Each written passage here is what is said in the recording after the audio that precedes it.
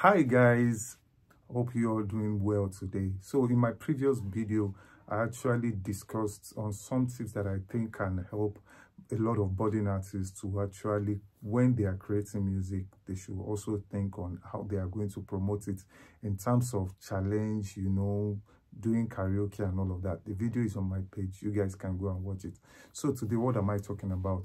This is actually something, as a music producer, I've been producing music now for almost 3 decades, more than actually 3 decades that I've been producing music. I can tell you that there is something that I know that normally differentiates a professional artist from an amateur one when it comes to recording and records, which I don't think people really pay attention to nowadays, because most times the producers that we get to work with are either just beat makers that most of their energy is actually poured into making the beats, not really making the song as a whole, which is the way we were trained. We were made to actually, we don't just think about the beat, we think about the whole song and all of that. So this particular, there are a whole lot of things that we can discuss as regards this, but I want to bring out this. That is the part of delivery from the artist that is singing. That is the delivery of a singer can go a long way to actually make the song either sound professional or amateurish, which we call work. Now, so what is this delivery that I'm talking about? Every song comes with a vibe. Vibe is vibration, and vibration is energy. What vibration does is almost like you passing beyond the words of the song. You are passing what is felt in the song in terms of emotion and all of that. You are passing it to the listener. And this goes a long way to explain and to make the song more intimate with the listener. But in recent times, we have so many people that can sing. They are hitting the right notes. They are singing on time, but the song lack energy. When you hear producers or you hear some artists say, I can't feel the energy behind the song. Yes, this is coming from the part of delivery. And what I'm trying to, in layman's term, what I'm saying is, you need to look at the energy behind the song you want to sing or the song that you want to record. Look at the energy behind it. Look at the emotion that you want to portray. Look at how you want people to feel, how you want them to react, how you want them to dance, how you want them to move, how you want them to actually behave when you are when they listen to your song. So you are supposed to put the kind of energy that will trigger that into the song. Imagine if I'm supposed to sing a love song and I'm going like, okay, let's say I wrote a love song which I'm saying, like Simi said, baby smile for me, and I'm frowning like, baby smile for me. It won't really make sense.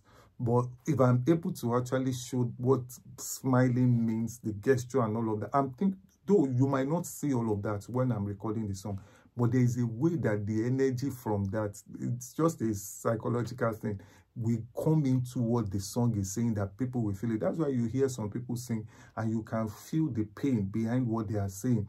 Sometimes you hear some people sing and you can feel the wholeness in what they are trying to do.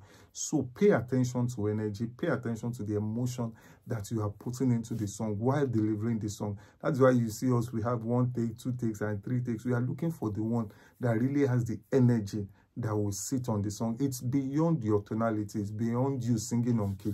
It's beyond you even singing on, the timing of the song. All of those two are very, very, very important. But this one, most people don't pay attention to the part of delivery. That is why you will see a particular artist do a song and you will hear somebody do the cover and you start shouting that, this cover sounds so much better than this. Most times, these guys that sing the cover, probably they know more music, they have more notes. But if you watch the energy, you understand that they put into it. You will notice that there's just something about the energy. They introduce what they want you to feel into the song by the kind of energy.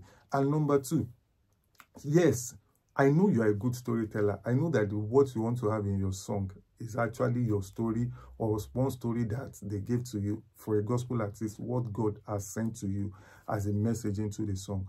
But you also need to pay attention to words. What makes a great songwriter is beyond melodies. Sincerely, I know guys that they can come up with the most insane melody. Yes, and I can also tell you as a musician that, look, what really matters in songwriting, sincerely, melody. People hear your melody before they hear what you are saying. But when it comes to what you are saying, that you want to pass a message across, you need to pay attention to your word use. You need to pay attention to your word use.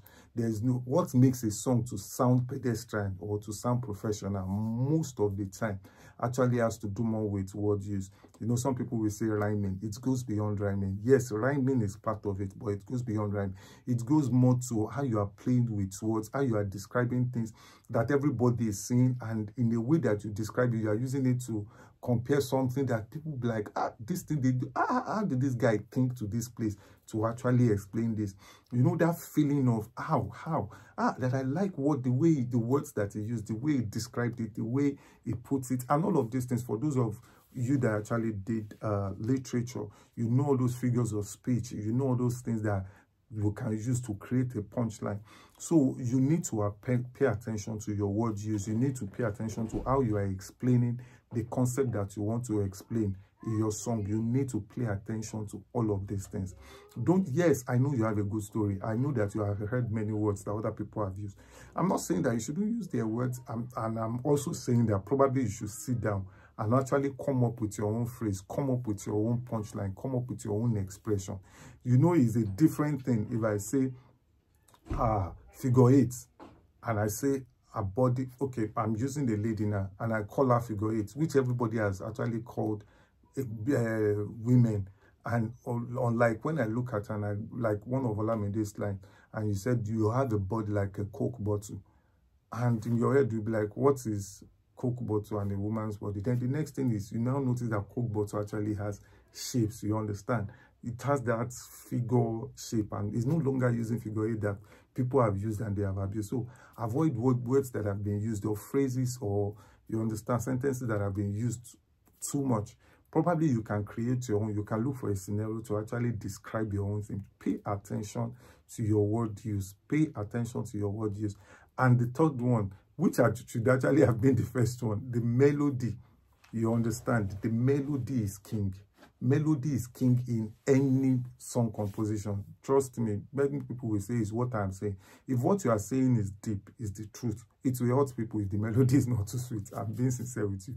So pay attention to your melody. Let the melody be as melodious as possible. Before you start to think of different harmonies that you want to add, harmonies are add-ons. Make sure that the melody is something that when people sing it, even without me playing the piano or playing a guitar, it's sounding good. That if they remove, I said this in my last video, that if they remove the beats from the song, will the song still sound nice? So these are some of the things I think that you should just pay attention to. Create melodies that are simple, that are easy to learn, that are easy to know, and make sure that they are very melodious, and put your lyrics on them. And nowadays, you don't have to use so many lyrics. In fact, we have, because of attention span, we try to make sure that the lyrics are not too much. Make them as brief as possible. There's one Kenyan proverb that I always like to quote, which says that it is when you don't understand the thing that you have to use so many words to actually explain it. So, Yoruba people will say Shokilo Belge. Make it as brief as possible and create, like I said in the last video too, use repetition. I hope this actually helps you in your journey as you journey in this music thing. And if you have comments, if you think there are stuff that you think you want me to actually talk about as regards this music business and the business of music, you can definitely put it at the comment section. I'm going to look at it and I'll get to talk about it. So I see you next time. Thank you.